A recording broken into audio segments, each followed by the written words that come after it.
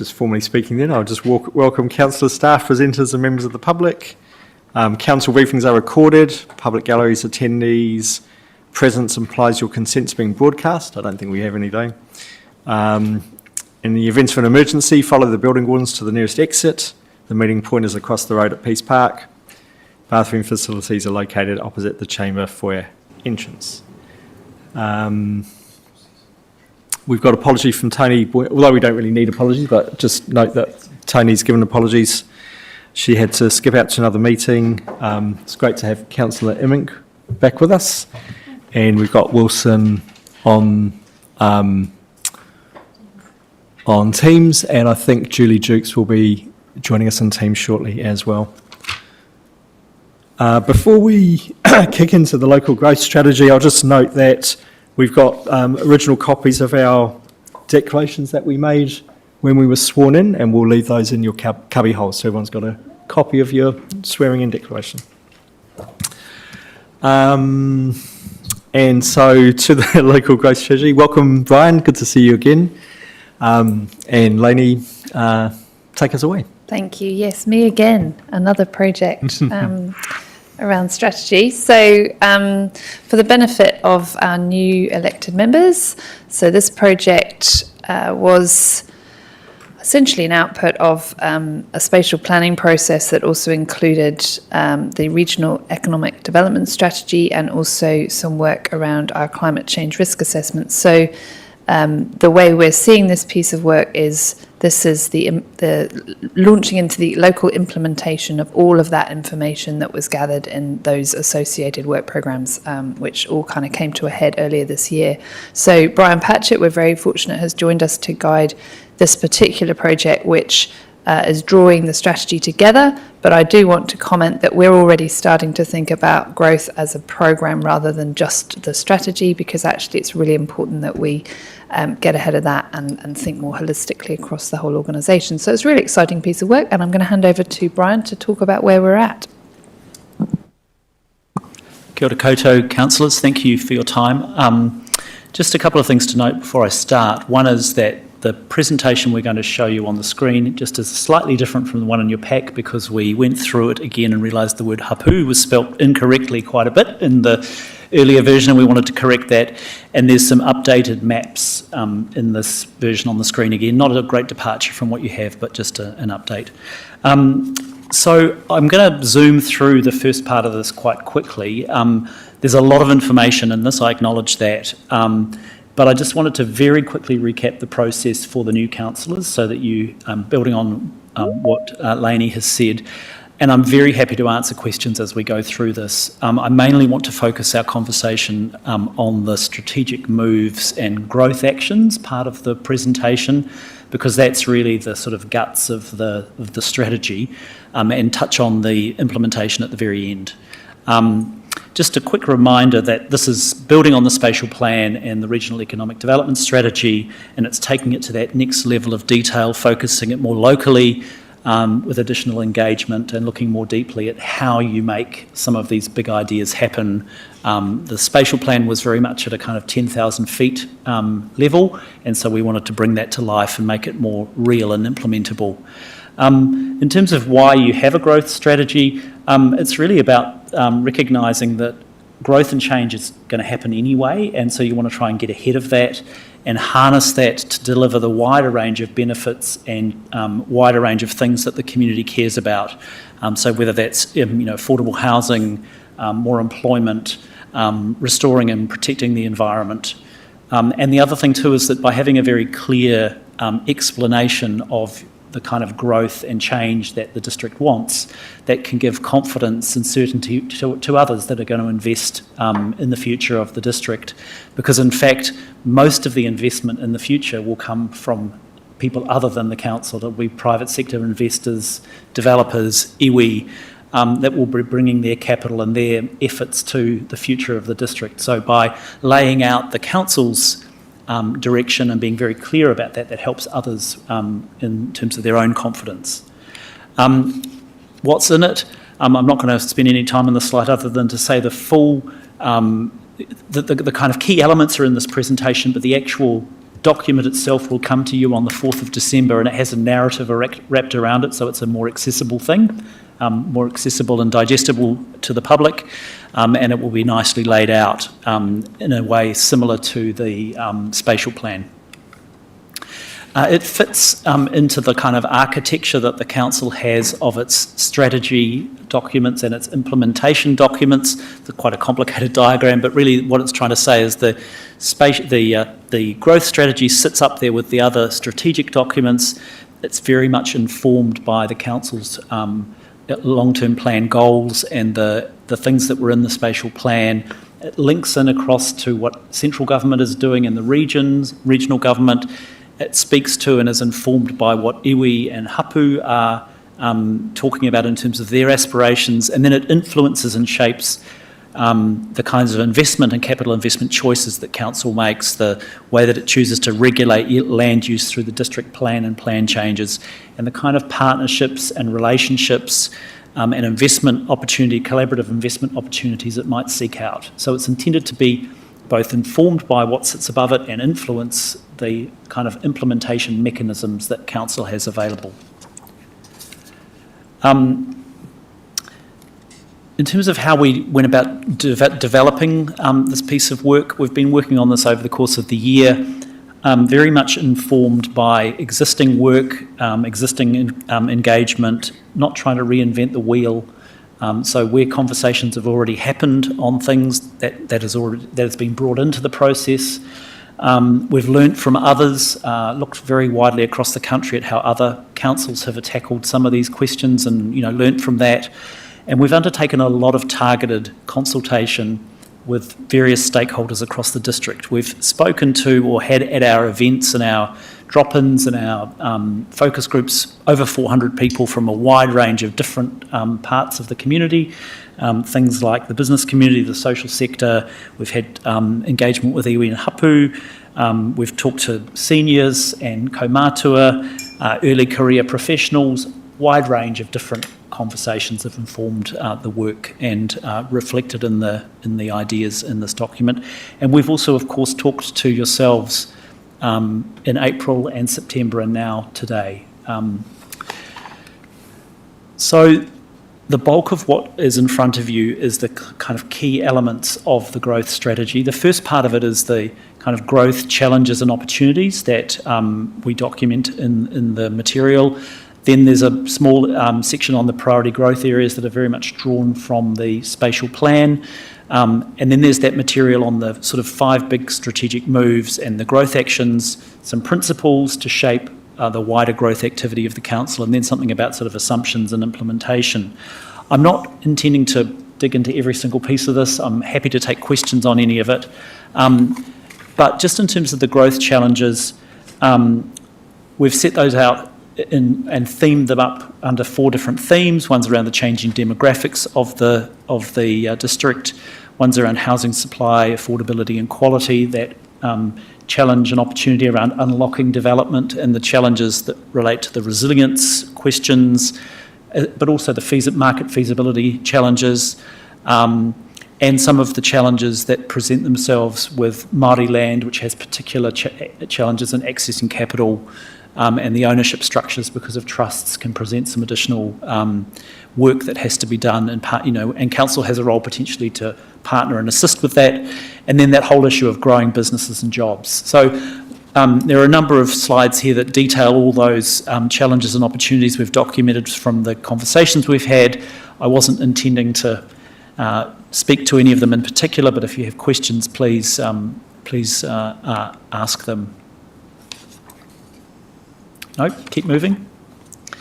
So the next section in the strategy just speaks to the priority growth areas. So there are 2 sets of these, I guess, in a sense. One is areas that are suitable for significant greenfield growth, Awakiri Matata and the coastal whenua Māori land that's west of coastlands.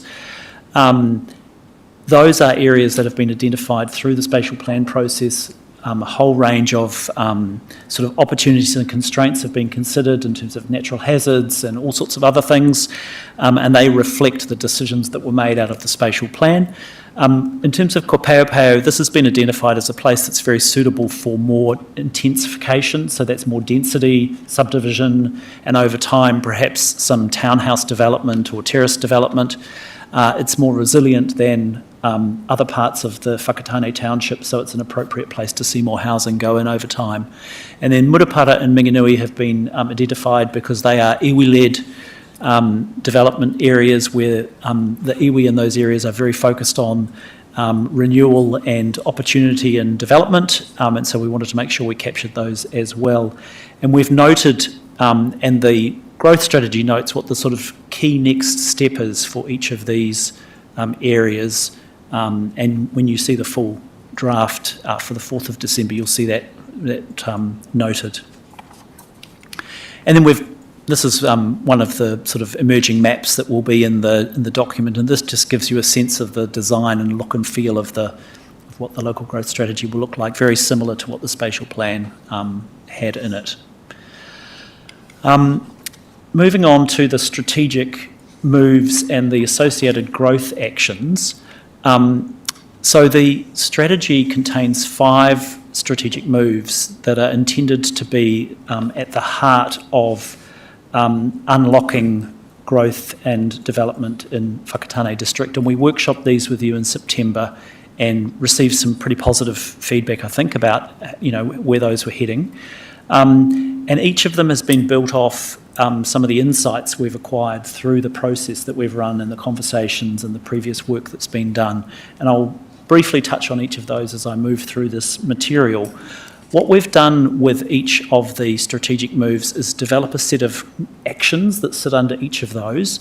And then with each of the actions, we've provided some consideration of the time frame within which each of those should occur. And remember, this is a 30-year document, so not everything has to happen tomorrow, and the actions and the costs and the implementation can be spread across that 30-year time frame.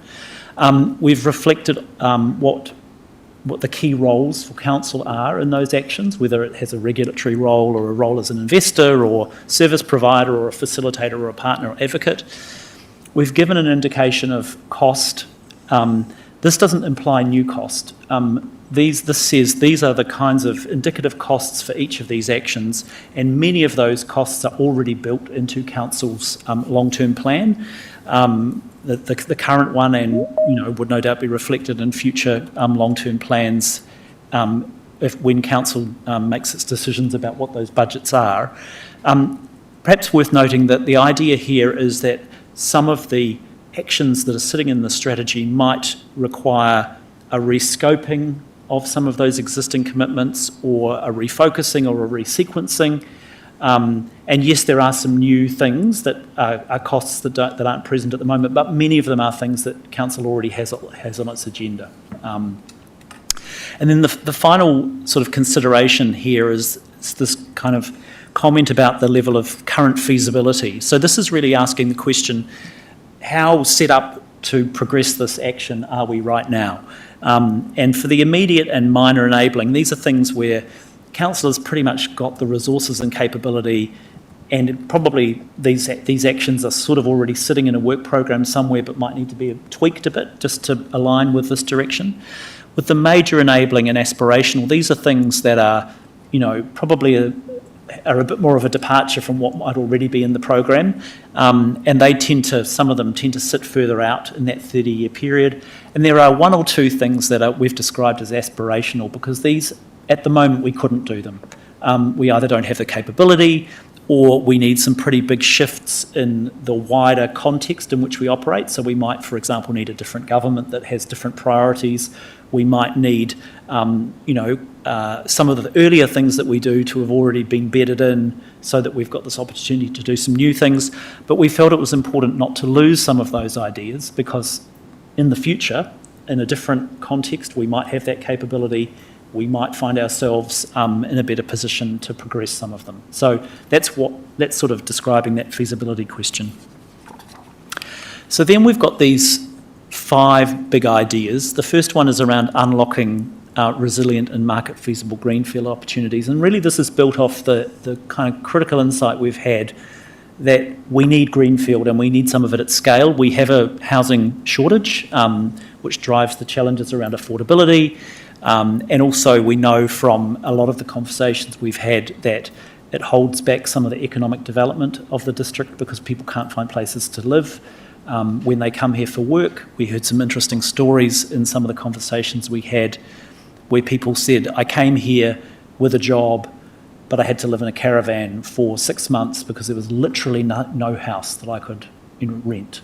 So it's a definite housing shortage, and we know that that's going to continue to be the case into the future at all different price points as well. So it's not just, social housing, but it's affordable housing and it's housing at the upper end as well. So it's, very important, and we need some of that greenfield to be unlocked. And it needs to be both resilient, so we shouldn't be building in places that are subject to future hazard or current hazard, and it needs to be market feasible as well. It actually has to be able to be delivered. It has to have private sector partners that can help step into that. So there's a bunch of actions there that are thinking about the nature of the district plan, long-term plan investments into the future, the kind of partnerships, and also over the longer term, really stepping into some of those new and innovative funding and financing mechanisms that might become available or are becoming available. I don't underestimate the challenge sitting in that, but I think those are important things to keep an eye on. And some of those are things that the government is doing, and some of those are things that are emerging. For example, the recent announcement about this thing called InfraKiwi, which is where KiwiSaver funds may become available to purchase council assets, keep them in public ownership in a different, or keep them in New Zealand ownership in a different form, capital recycling, lots and lots of different ideas that might be available in the future. By the way, please stop me if you have any questions. I've got a couple of questions, but I think perhaps I'll wait to see how we go. Okay, sure. And please let me know if I'm going too fast as well. So the second strategic move relates to enabling iwi hapu and whānau development aspirations. And this is built off a second important insight, which is that iwi hapu and whānau are very significant landowners across the district. And everywhere that is suitable for significant new housing development has significant blocks of land that are owned by iwi or hapu or whānau or trusts. And so their role and their place at the centre of this growth conversation is really critical. And so again, sitting under this strategic move, we identify some actions over the 30-year period for council in terms of partnering, enabling through the district plan, building its own capability, but also working with iwi to build each other's capability to work together, and that question of resilience as well over time, particularly for some of those key sites of significance. And I just wanted to touch on that last idea on the slide. There are some interesting pilot projects happening in other parts of the country between regional councils, district councils and iwi to think about how to manage and protect key sites over the long term as climate change impacts start to hit. So this is not something that Whakatane district has to invent, but it is something that's probably worth having a think about over time. And so again, yes. Good afternoon, everybody. I've got a couple of questions in regarding to the Murupara and the Minginui Master Plan. So they received Better Off funding a couple of years ago to help develop that. I don't know if any other councils are aware, but I'm not sure where in that process they are, because we've not seen anything of it. The word rescoping gives me a little concern, because they've already been developing these master plans. Rescoping seems to translate to additional funding outside that long-term plan. Because I did see on slide 27, you said there is stuff on our town, but rescoping may be required. So certainly not, that comment certainly doesn't apply to master planning for Minganui and Murupara.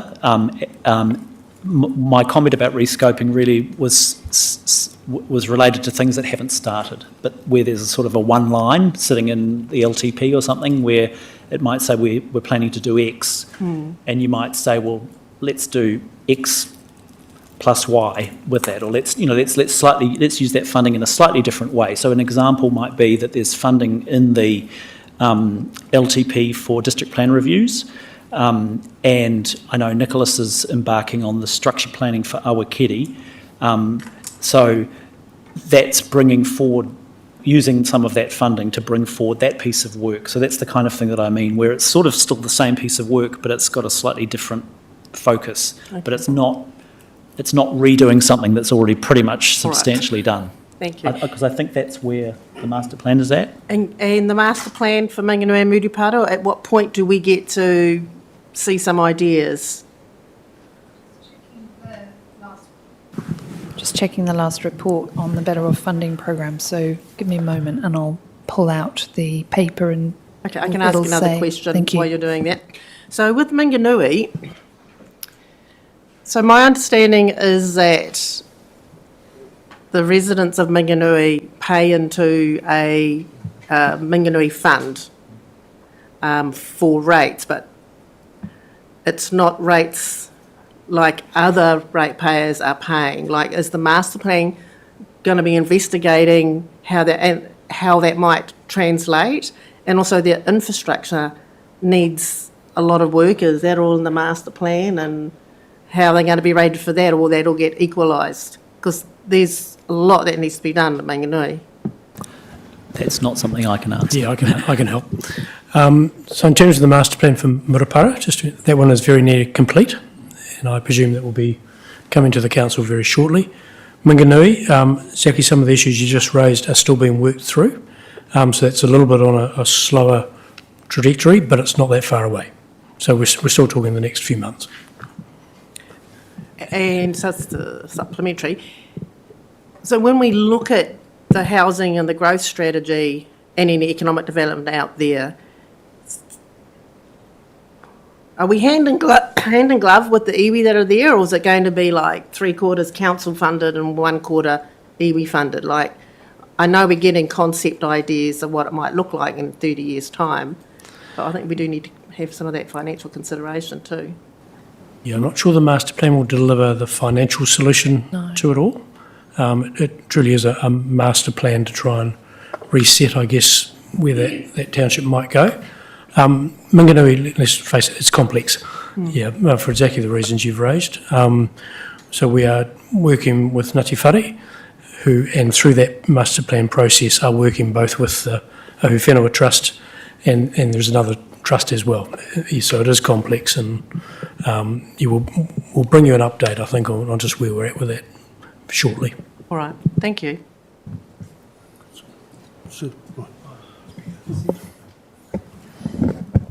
I was on the Murupara Community Board, and I did go, the Runanga o Ngāti Manawa did have a room set aside up there where by the people of Murupara could go there and have a look at an overall sort of new plan for the community,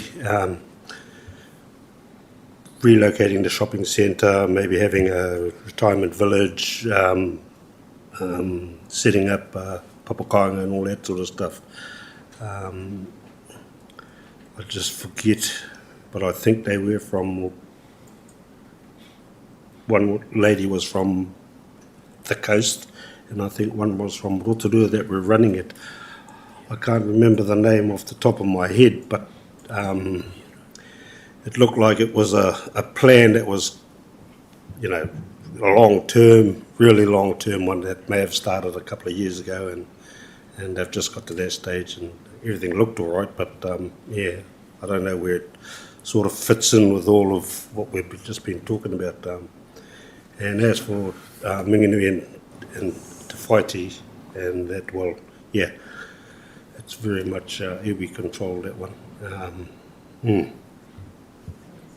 I've also seen those documents. I think they were prepared by ERO as part of the Better Off funding arrangement. But in terms of what David's talked about, part of the reason that in the last Better Off funding report in August we talked about not reallocating but allocating some of the capital to the recreational aspects around the water treatment plant. So you might remember we talked about a footbridge, a jumping platform, and those things that could be done at the same time as some work was already being done. So there was some cost savings and efficiencies kind of worked in to that plan that conveniently fit with the remaining portion of the budget for Murupara.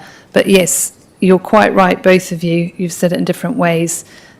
Some of the initial budget was spent on helping deliver the plans that I believe ERO have worked with, and then the remainder is going towards that specific aspect of community around the recreation platform and so on.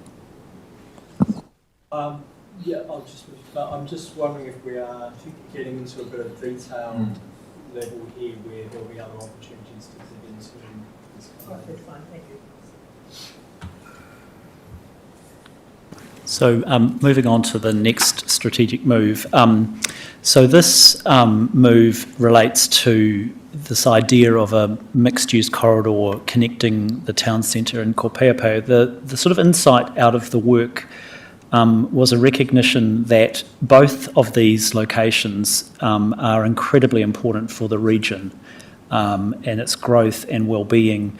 They are jobs rich, amenity rich. And you'll see on the map that's in the pack that if you kind of map the critical facilities that sit within that area, everything from the museum, the library, this building, the supermarkets, the high schools, the hospital, so much of, and the recreation, Rex Morpeth Park, so much of the kind of amenities for the district are in that area, and yet at the moment we think of them as two quite separate parts of Whakatane Township, and there's real merit in bringing those two together in the way that we plan and think about the future. So this is suggesting that these be brought together in our planning and that we work on a master plan to think about a connected approach to this area, given its importance, and also recognising that one end of it is subject to quite a lot of resilience issues. The town centre is quite, has a lot of, whereas the other end of it around Kopeapau is much more resilient, and that over time, and again we're talking 30 years plus, you'd want to encourage investment in the more resilient parts and find more creative ways of allowing for continued investment in the less resilient parts, but that might require some different ways of building, some different ways of thinking. So that's at the heart of this, and there's a bunch of actions that relate to that. And again, as I said, they are intended to roll out over 30 years. Sorry, can I just take one step back and ask one question on whenua Māori? David, you might be able to answer this. Is under EV aspirations, number 3 on page 83, grow council's in-house specialist capability and resources to help us support unlocking housing and development on whenua Māori. When we say whenua Māori, do you mean whenua that's owned by Māori, or is it Māori freehold land? I think it's I think it's deliberately a broad category rather than a narrow category. But I think it's particularly some of that land that is a bit more challenging to unlock because of the nature of, it's in trusts or it's more complex, where there might be skills that council could contribute to that process. Oh, okay. I guess you know me, David. I'm talking about HPL and how we can find a way around that. Is there a possibility through the district plan that we can find a way around it, utilising land that's under HPL? I'll be saying yes. Oh, we'll talk about the detail later. Thank you. Thank you.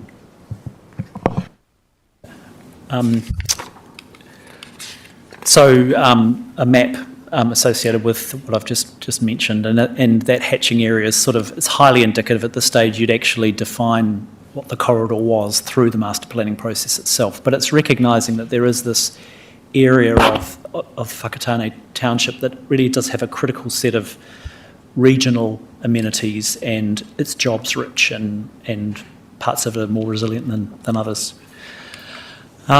The fourth strategic move relates to the economy, and kind of sitting in behind this is this idea that, there are two things here really. One is that the Western Bay is a bit of an economic juggernaut, and really does have the attention of government. Regional deal, it is very much a focus of the government.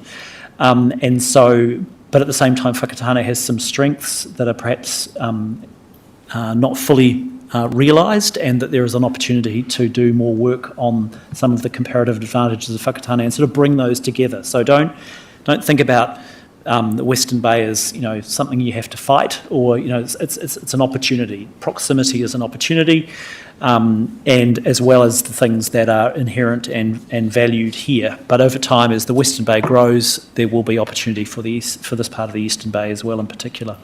So a bunch of actions sitting there as well, that sit across things like the kind of investment and growth story for the district, which is, you could think of as the brand, working, more proactively with local businesses to help them grow, unlocking some more land for commercial industrial land use and things like that. And then the final key strategic move relates to prioritising young people and seniors, and this grows out of the fact that when you look at the data and you have the conversations, Whakatane district has an ageing population across all demographics, but particularly non-Māori, but even the Māori population is over time ageing. And at the same time, Whakatane has a significant young population, which is predominantly Māori, and there are some real mismatches between the housing and the employment opportunities and the economic opportunities and the skills of those communities. So it's about having some activities and some work in the council's program that really helps to deal with some of that. A couple of things just to point out. One is this is where we've got an action around the focus on retirement communities, and how to try and attract more investment into retirement communities across all parts of the spectrum. So sometimes when we think about retirement communities, we think about the Somersets and Rymands of this world, very important, but there are lots of other parts of what you might think of as the affordability spectrum. Most of the older people in Whakatane cannot afford to move into a Somerset. Important to have one if you can, but also need to think about ways of providing care and appropriate living environments for people across all different parts. And some of that is papakainga, obviously, but there are other forms of kind of co-housing and various other ways that you might want to think about what are the right district plan settings, what kind of partnerships could council encourage, could it be proactively talking to investors that might be interested. You'd also have to take into account those that as they get older need to shift locations, because I heard recently of a older gentleman who lost his licence and lives out in Coastlands, and because there's almost no public transport apart from Waka, he's now had to put his house on the market and move into town so he can walk to where he needs to go to. So that brings another dynamic into it too, doesn't it? That's actually a fantastic example of why thinking about that mixed-use corridor between the town centre and Kopi is so important, because if you think about the best way to provide for people in that situation is to actually house them where everything is, so that they can get on their mobility scooter, or they can, walk down the road to the things that they might need on a day-to-day basis. And so I think, absolutely. Yeah. Right, so that's the 5 strategic moves and associated actions. The other thing is we have 5 sorry, yes. Thank you. I just wanted to cover off, when we're talking about the economic development and working district-wide, so Toi EDA is currently in suspension or reserve mode. Are we still really actively working with the other councils about Is there going to be another similar entity? Do we need it? Just what's happening there? I can give you a very live update, Leslie. The phrase that was used yesterday is put to sleep, but that doesn't mean gone forever. And in fact, we are very conscious that we need to bring that conversation back for some discussion.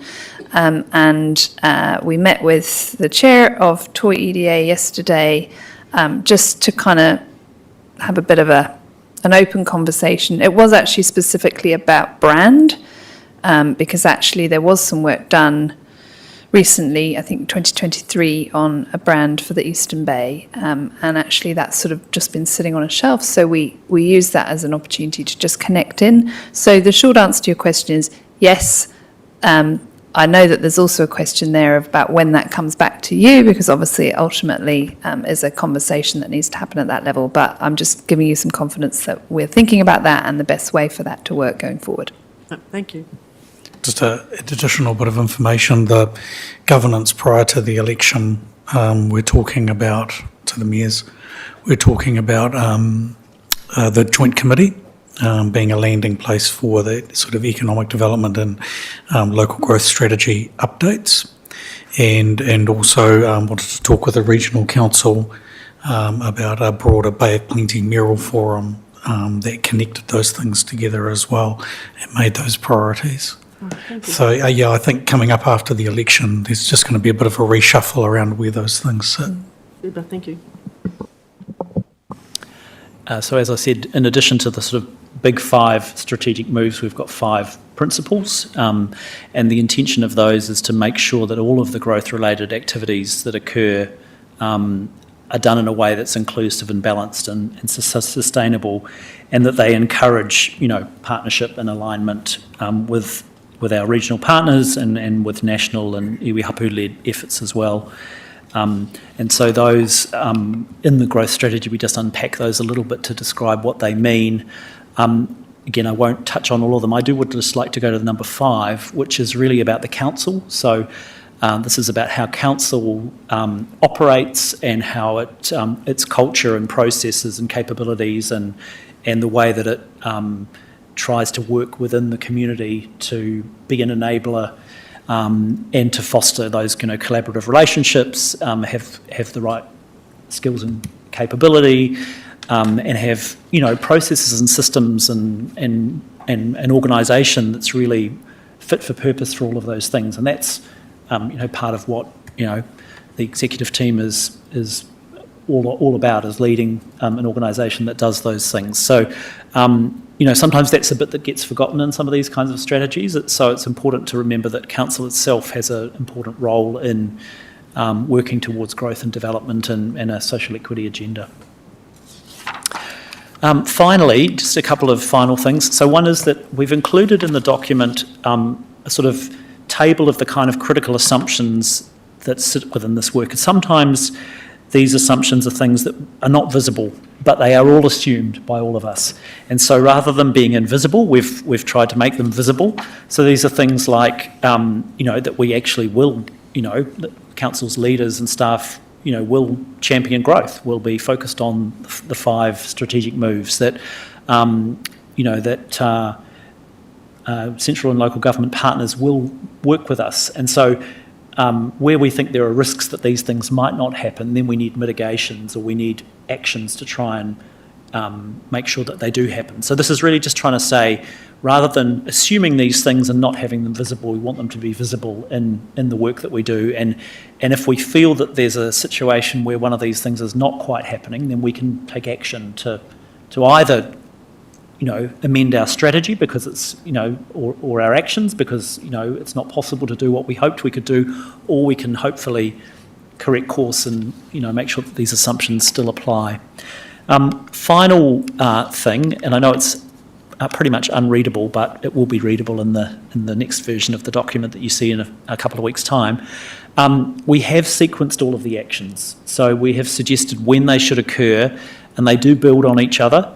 And they, some of them are things that you'd want to try and do over the next 18 months to 2 years. Some of them are things that appropriately sit within the context of whatever resource management reform occurs, and the move to regional spatial plan, and some of them are things that can be sequenced for subsequent LTPs, in 6, 9, 12 years' time. So they're not all things that have to happen right now, but this diagram is intended to kind of give you a bit of an indication of when we think things might need to occur earlier and what they build on later.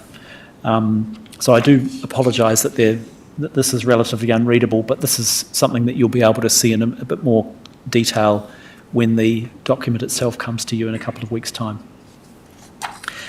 Final slide from me is just a next steps slide. So the next step is that we will bring the full draft of the strategy to you in 2 weeks' time for your consideration for approval, so that it can go out for public consultation, which we're currently expecting will be essentially post Waitangi Day, so February, March, with an expectation of being able to sign it off, should you choose to adopt it, at the end of April. And then, of course, it feeds into all of the implementation work going on for the next LTP and the district plan work that Nicholas and his team are doing, and the partnering choices that council makes about who to work with and the relationships it's building with iwi and all that stuff. That's me.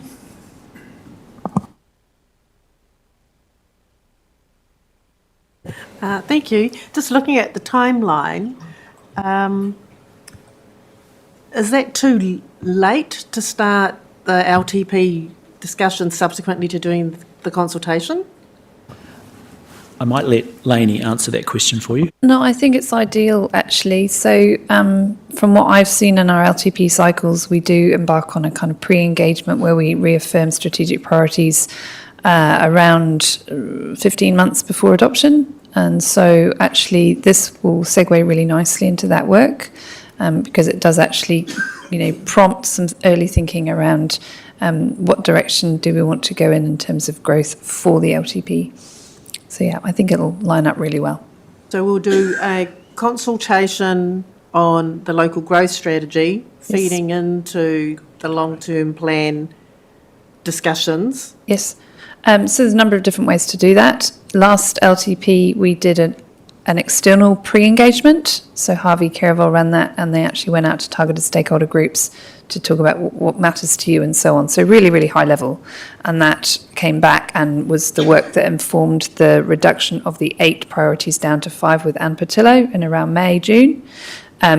We don't have to go to that extent. And in fact, some of this, it's possible you could bring in some of those bigger conversations to the public consultation on this strategy. But essentially, we've got the team working behind the scenes looking at how we're going to run the next LTP.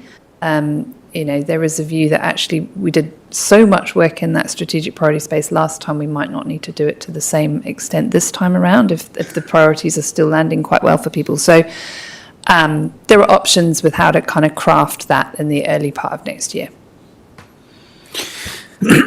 Long-term plan consultation is a year after that. Mm-hmm. So with a local growth strategy, then it's if it comes back and council wants to go to the next step,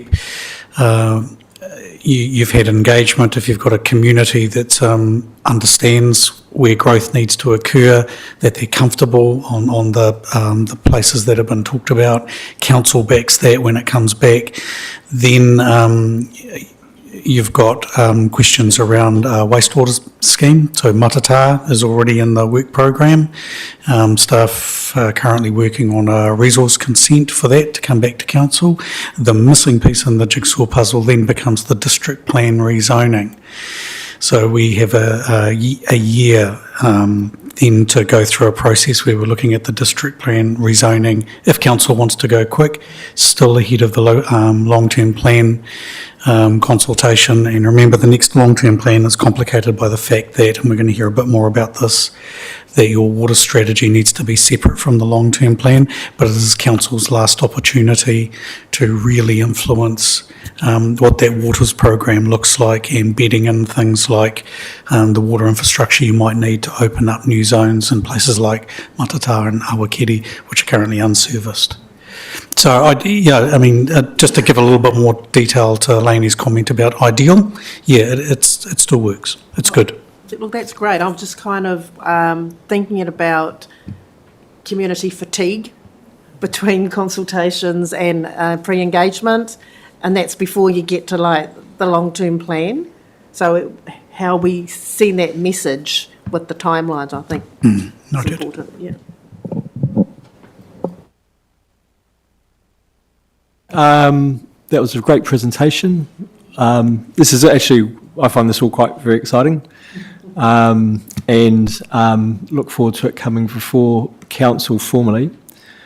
I like the 5 principles. I like the moves. I think this is really good stuff.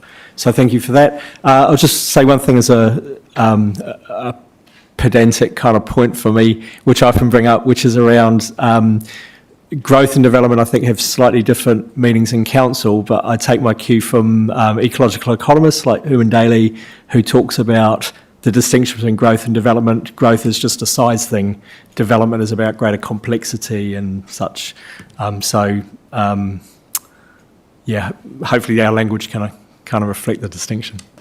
Can I respond? Because I also like to take a very expansive view of the term growth, and actually I don't think of it purely in quantitative terms. I think there are lots of opportunities to think about it in ways that really challenge us, but also create opportunities that we might not have seen before.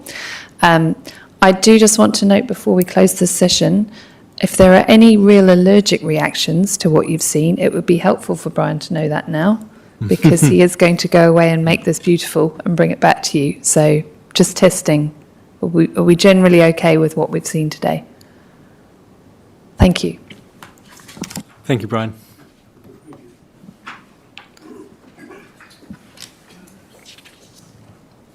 And now our last session for the day will be talking about local waters done well with Nick Johansson and David Bewley.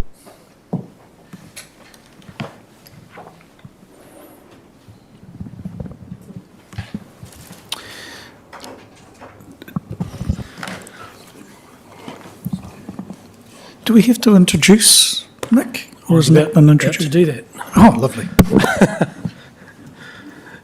Yeah, so good afternoon, councillors. It's been a very long day, so we'll try and rattle through this a bit.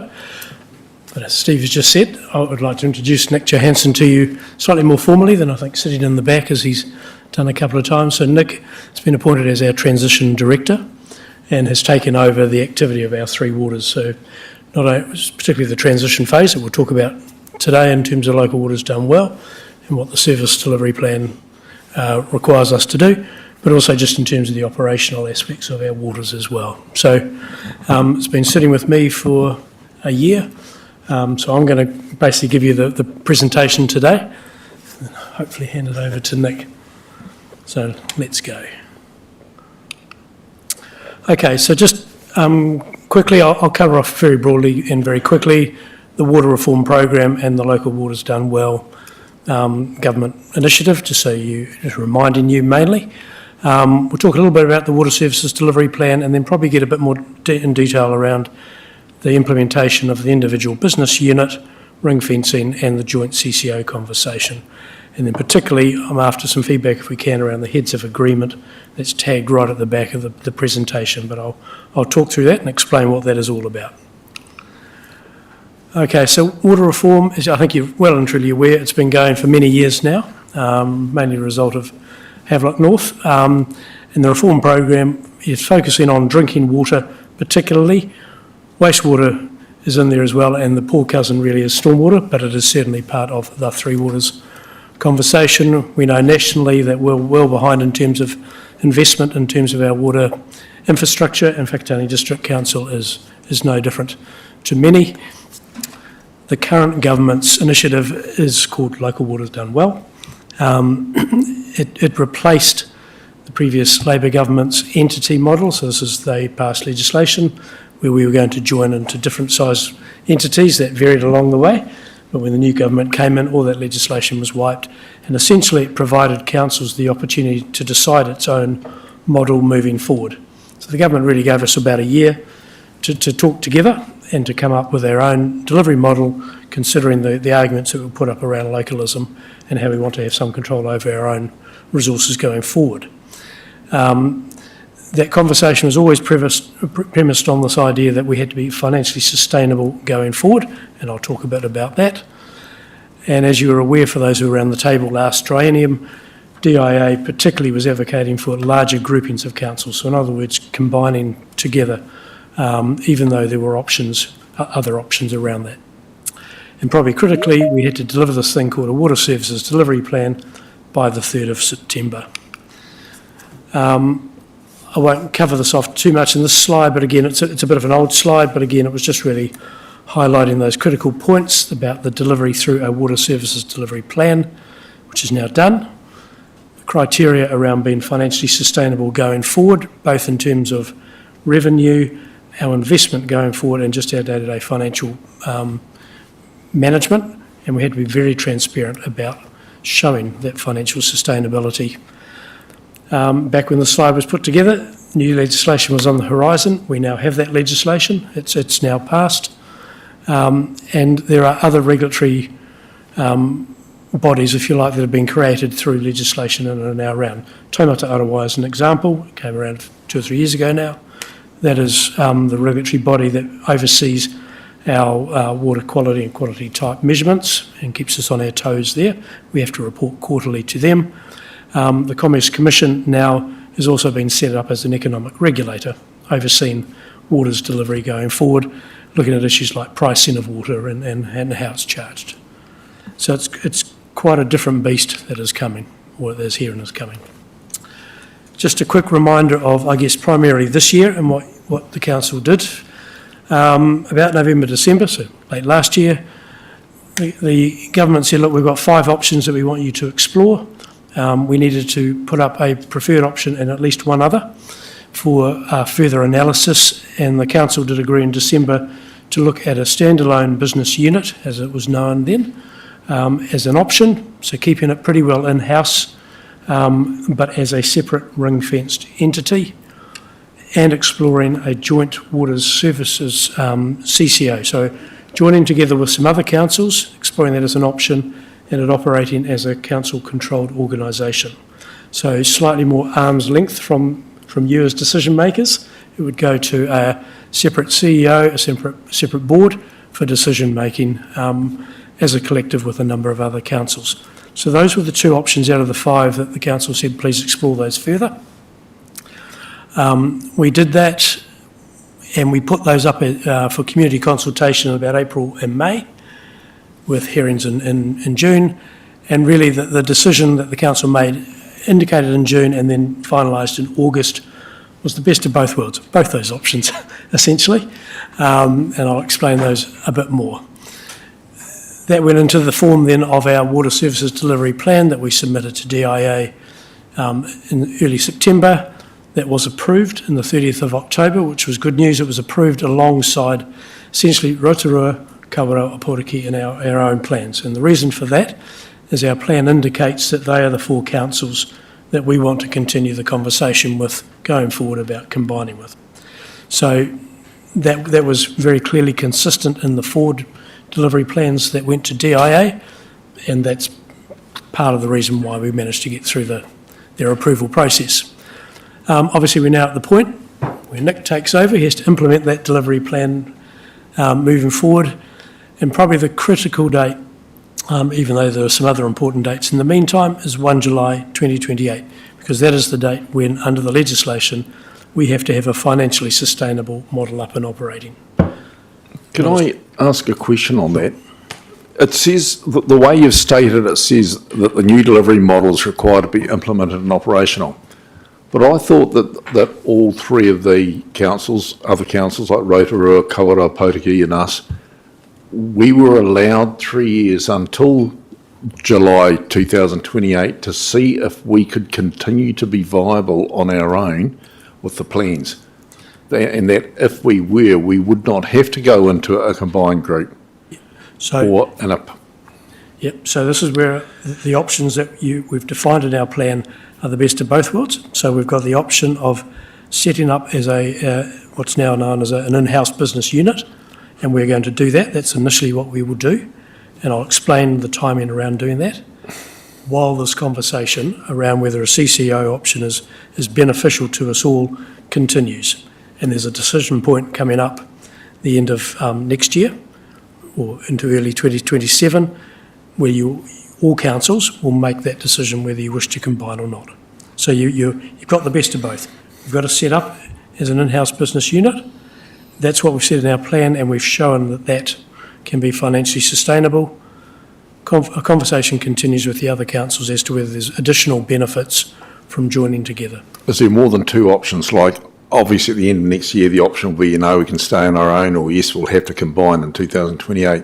Is there a third option where we can say we want to go in between? So we agree to stay on our own, but with great buying power by linking together for purchasing common blah, blah, blah. So that is likely to be a conversation as part of the CCO join-up. That conversation could be a mix of, exactly as you just said, fairly low-hanging fruit, if you like, common procurement practices, shared staff for certain activities, strategic planning, whatever, through to combining together all assets, managing it quite separately. So that's all on the table.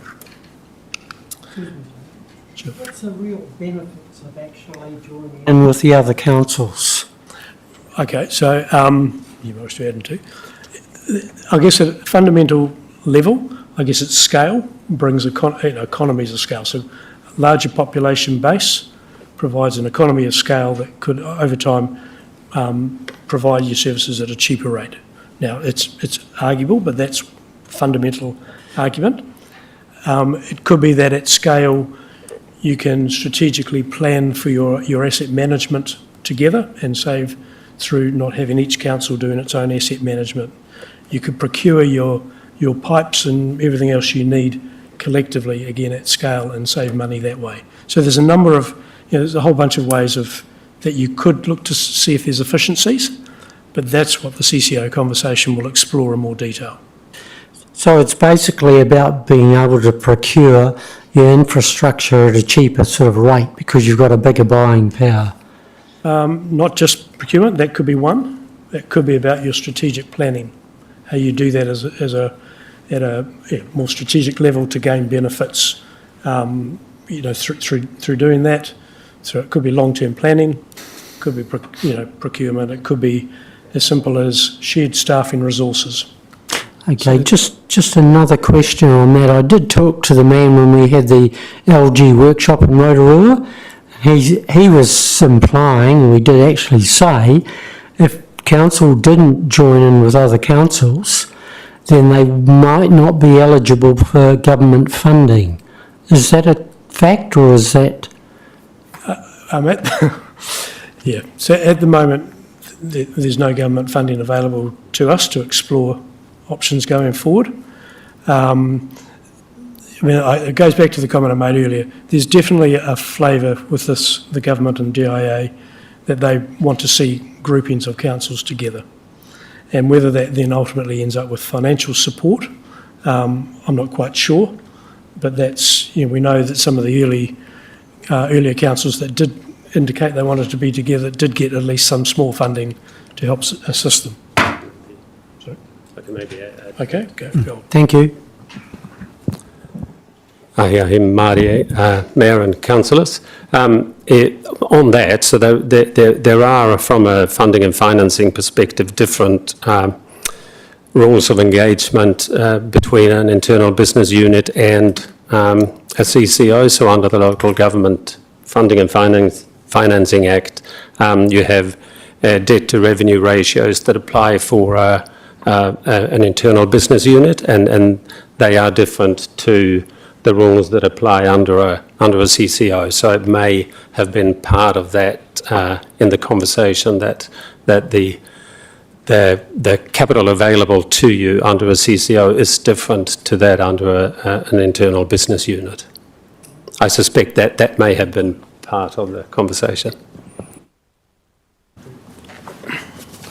Okay, so our water services delivery plan, just again to remind you, I guess, what it does say and what it commits us to.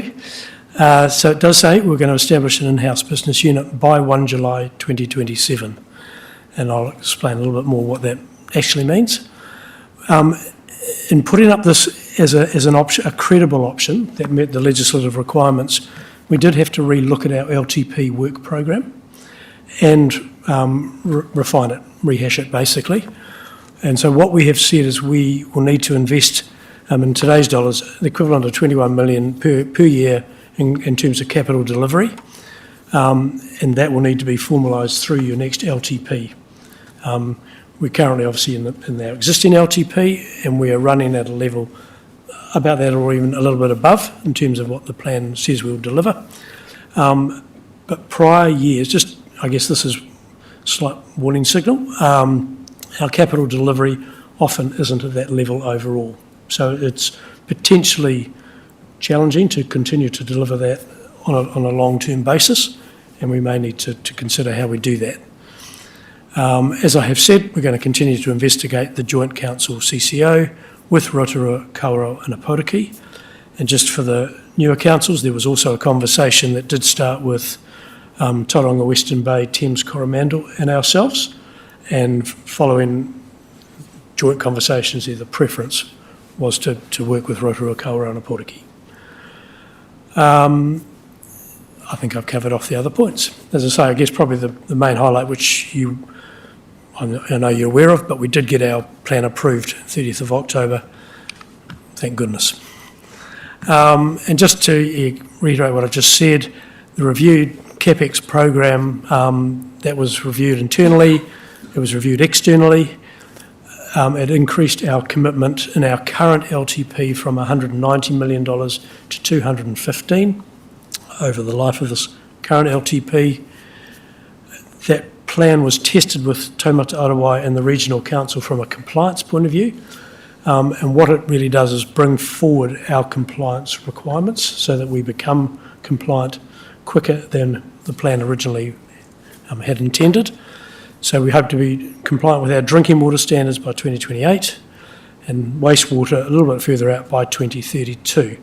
I've got with uncertainty there, mainly because the wastewater standards are still not yet out, so we're not quite sure yet what we're actually aiming for. And we also have a large reconsenting program underway, and a significant part of that is the consents for our wastewater plants, or for full wastewater plants. And again, without that certainty and an outcome around that, there is probably a relatively high degree of uncertainty about that outcome. Having our drinking water compliant with regulatory requirements, would that include Murupara being chlorinated and those kinds of issues? Yep. Yes. So just some numbers stuff. I'm glad I've got Paul and Nick here in case I get lost in this. But generally, this is straight out of the plan.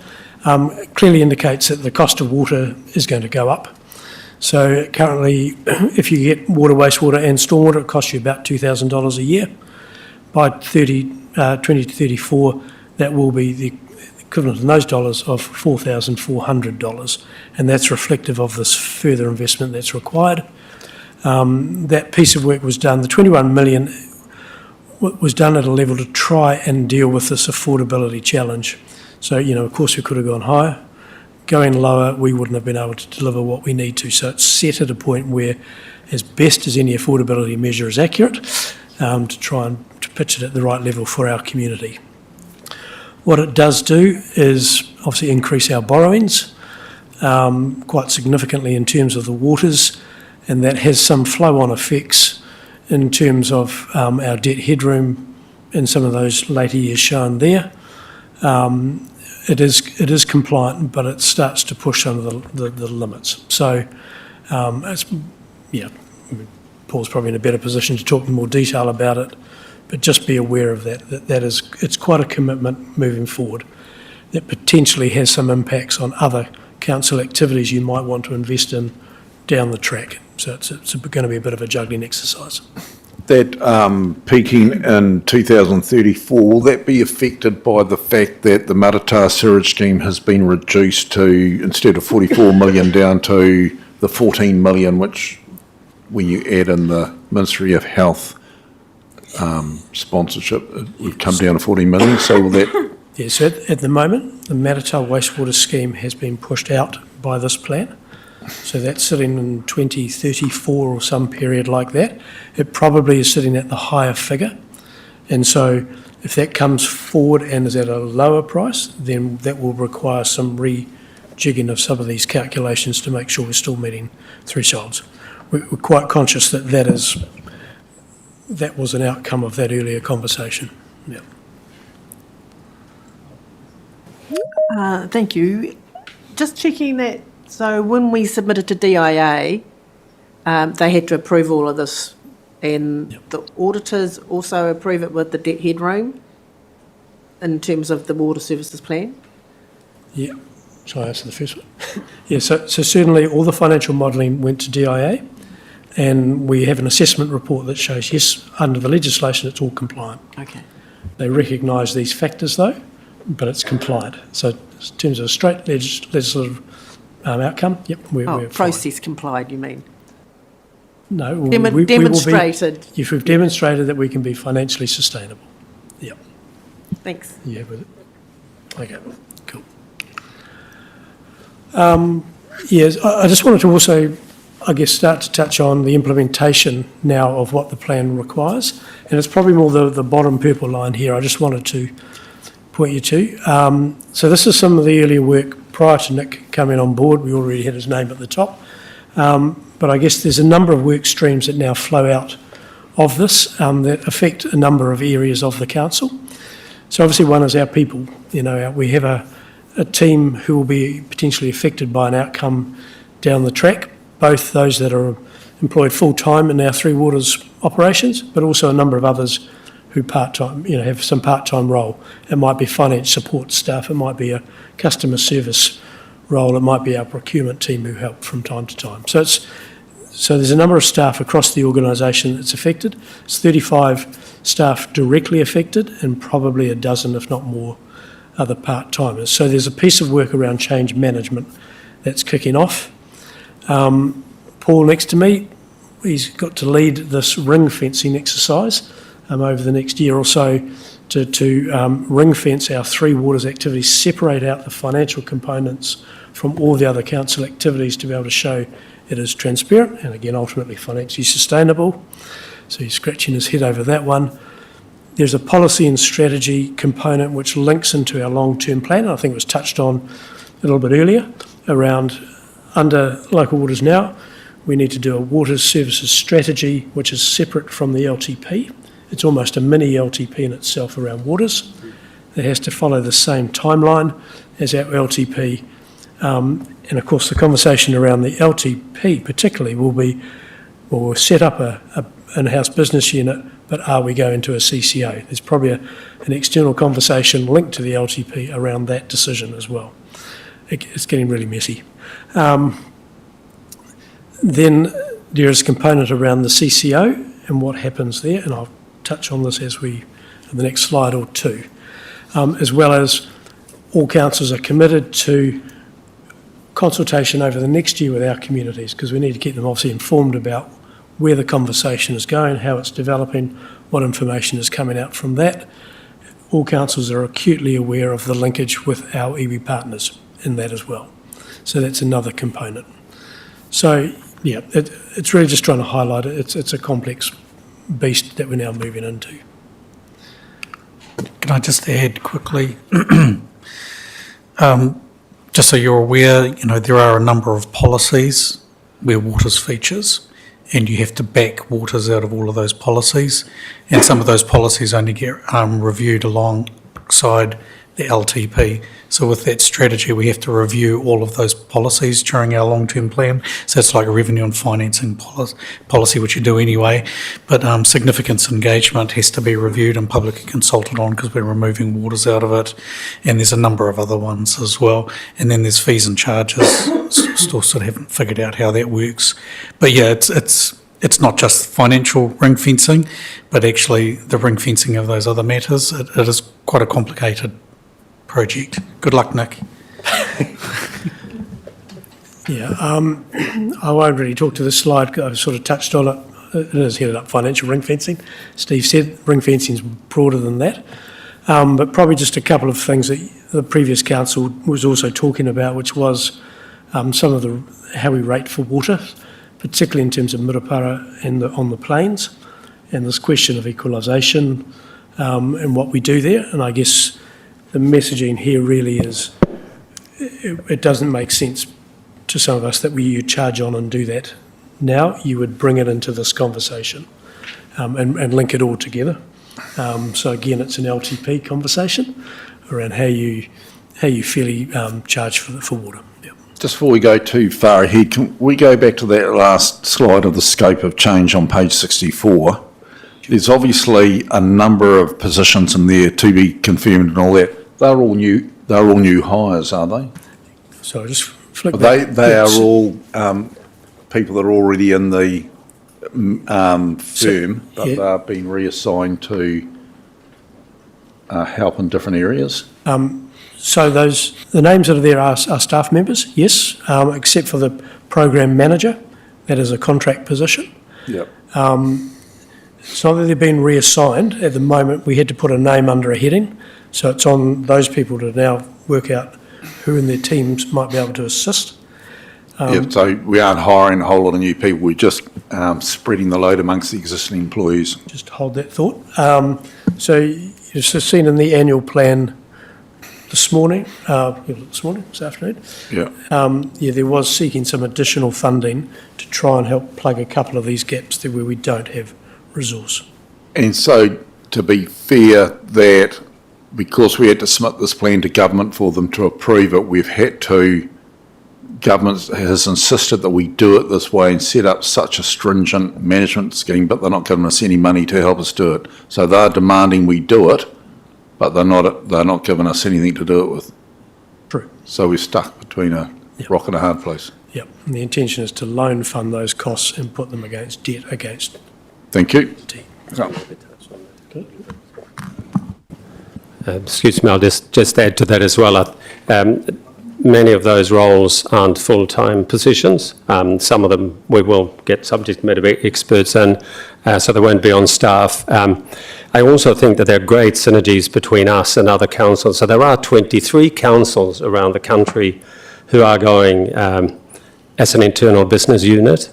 That means that you're going times 23, you're going through this process. So it's early days, but I think we'll be able to find some synergies and efficiencies by working with others and compare notes and plans and that sort of thing. So although these work streams are all relevant, I'm hoping that this won't be done 23 times around the country. So we are talking to local government New Zealand and actually DIA are not particularly helpful in terms of the internal business units. They are giving templates and blueprints and assistance in terms of the CCO, but my interpretation is that they are a little bit less helpful in terms of the internal business units. There might be an element of incentivizing us in a certain direction there, but regardless of that, I think we can work together with the other councils in the east, but also nationally to go through this efficiently.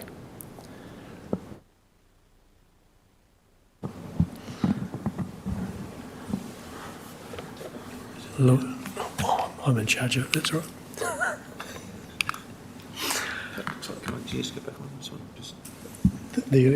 Yeah, so if we could just make a quick comment just on that ring fencing, because you will, whilst we have to report on it by the end of 27, to have comparatives and budgets to report against, you'll see it appear in the annual plan that we spoke about this morning. So, yeah, it will appear earlier than the deadline.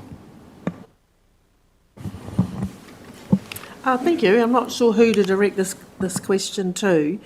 There's still quite a lot of confusion amongst ourselves probably and also the wider public about the water situation and this cost of going from 2,000 essentially that we pay today to 4,400 odd in 2034. Is there a way that we can demonstrate to the community that on our rates bill, we already have charges for stormwater, wastewater, and then we have our drinking water bill. Because a lot of people just think it's a whole lot of new stuff that they've never had before, rather than appreciating that we are already paying for some of these things. Because that's probably the big myth out there, that they just think everything is going to completely change. And yes, it's going up, but we already pay for those.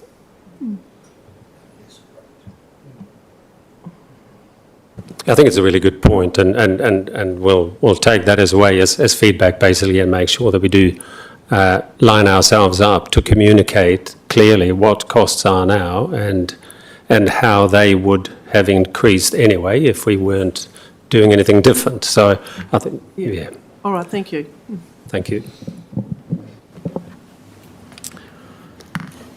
Right. Okay, the CCO investigation. So what is in the throes of being set up is a working group, so not a very novel title, Waters Working Group, which is going to comprise the mayor and 2 elected councils from each of the 4 councils. The first meeting is intended to be on the 9th of December of that group, which will be a bit of a meet and greet and a background thing, but as we'll get to shortly, there's also a heads of agreement that is intended to be signed on that day, which really sets the platform for the work going forward.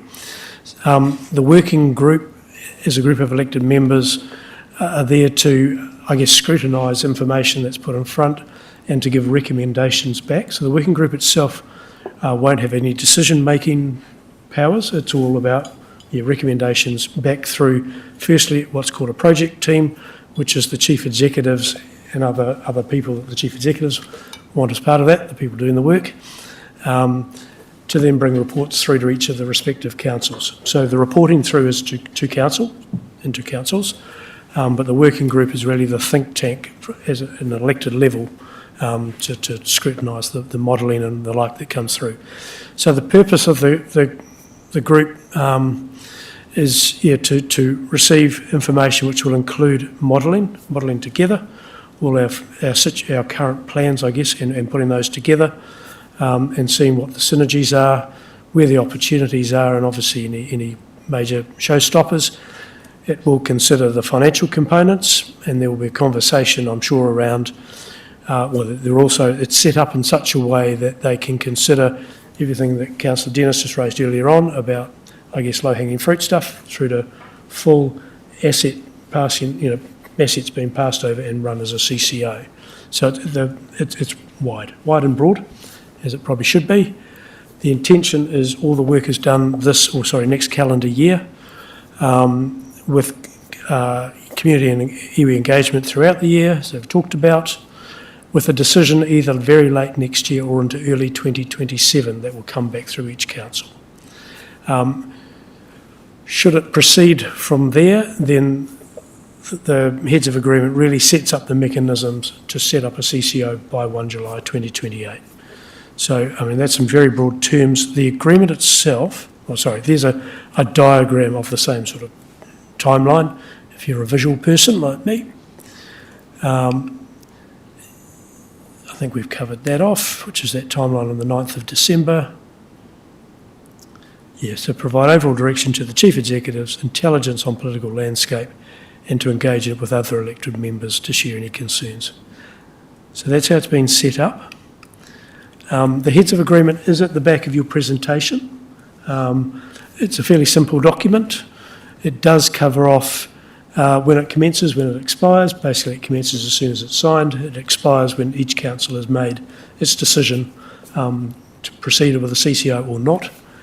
There's some general information about communications approach, who speaks for, on behalf, if it's a decision of the group, who speaks and who doesn't. It sets out this governance arrangement between the working group and the project team. In terms of project funding, there's a pretty well a neutral statement in the document itself. So if there's a project where there is a cost sharing required, there is a conversation to be had, which I imagine will happen at the chief executive level around how to share that funding, and then it will be obviously cost shared that way. Otherwise, each council meets its own costs of attending those meetings. The intention again is that it's shared around the place, so each council would lead a meeting at least once, if not twice, chair that meeting, or the mayor would chair it in that case, and set the agenda and prepare the agenda.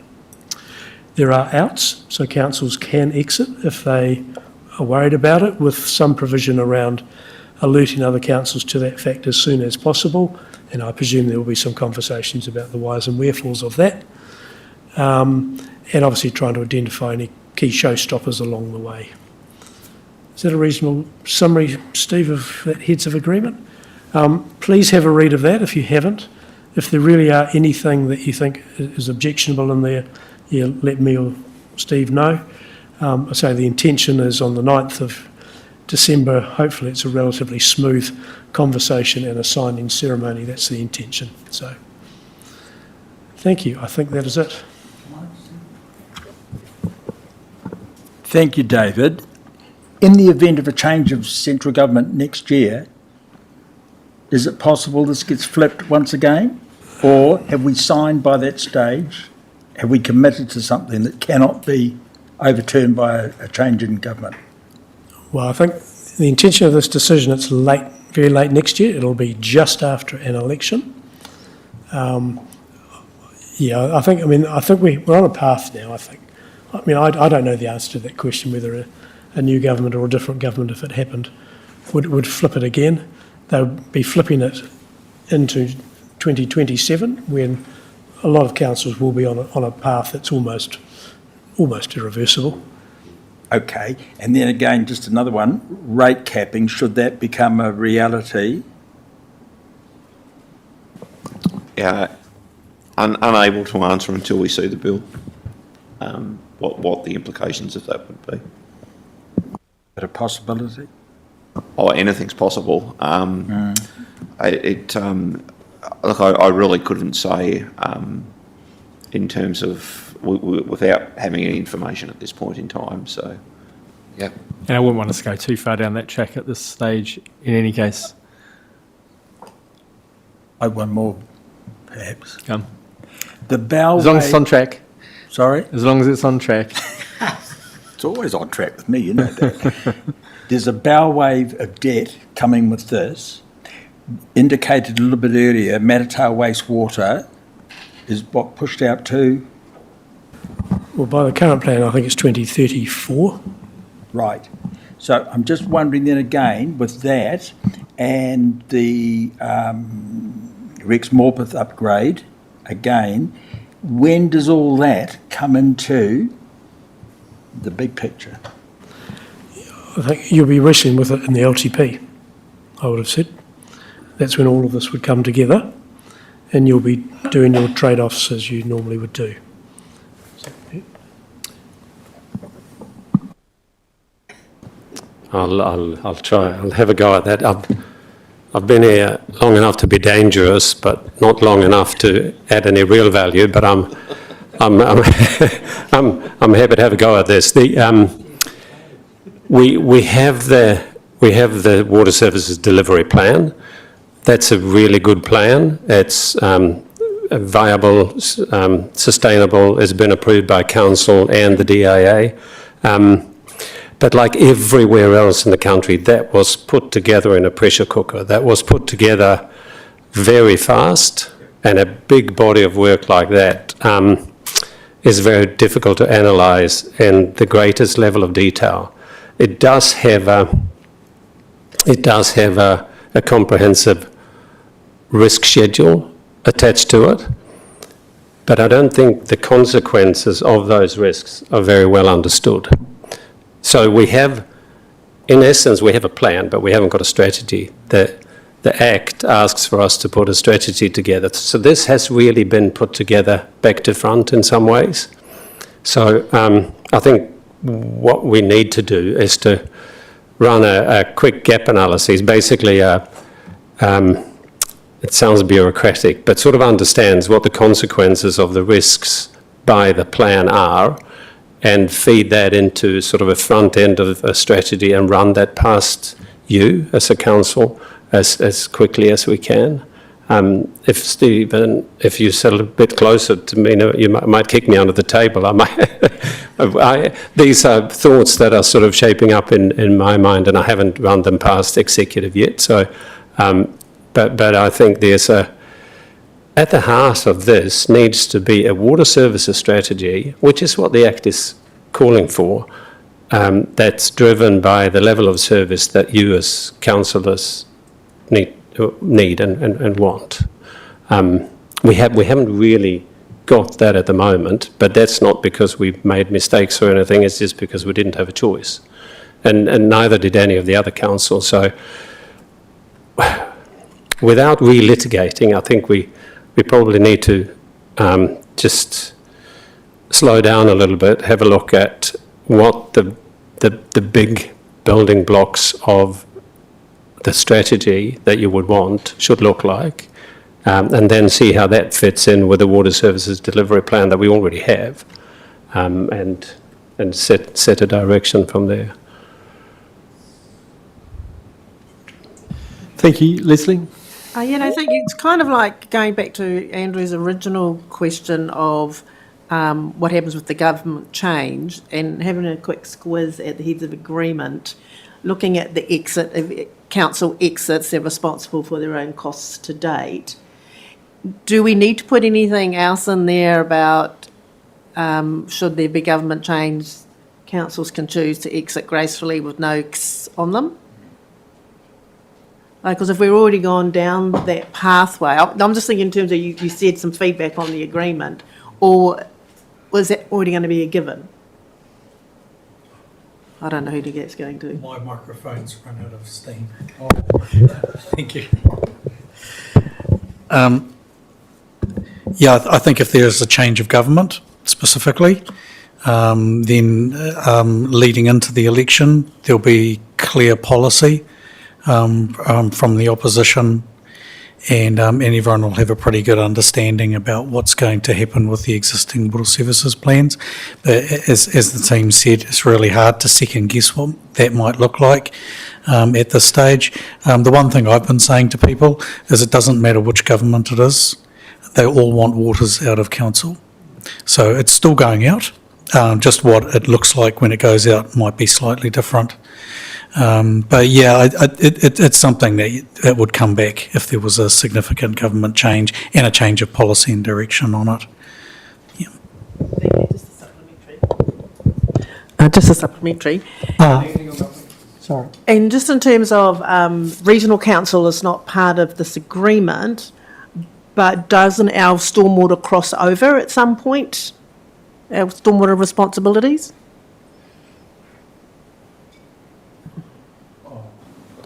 That must be a no. The responsibilities for stormwater won't change with the internal business unit. We as an organisation, we still own that.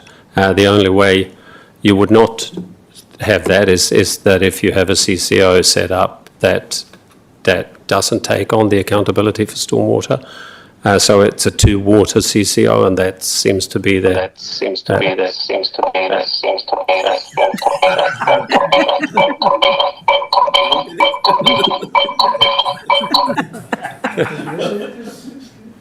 Yeah, and I guess that's where I was heading to. It does seem to be a two-water plan rather than a three-water plan. No, it's true. No, That's it's right. it's. But our stormwater runs into their spaces? They'll regulate. That's all they'll do. They'll regulate. Oh, okay. Not a maintainer. Right, okay, thanks. Yeah, thanks. Hey, well done, guys. I think it's very good what you've done in a short time. And just a comment, I would think if central government wants to actually bring in a rates cap, that LG should stand up and say not on water services, because this is what government wants. So, I think you're right. You just go ahead with it, yeah. All right, thank you. I think, does that bring us to the end of our session? Thank you very much for that presentation. There's a lot in that, so thanks for presenting in a way that's kind of digestible, and I think it's important for our new councillors to get their heads around some stuff we've been grappling with for quite a while. So thank you very much, Nick and David.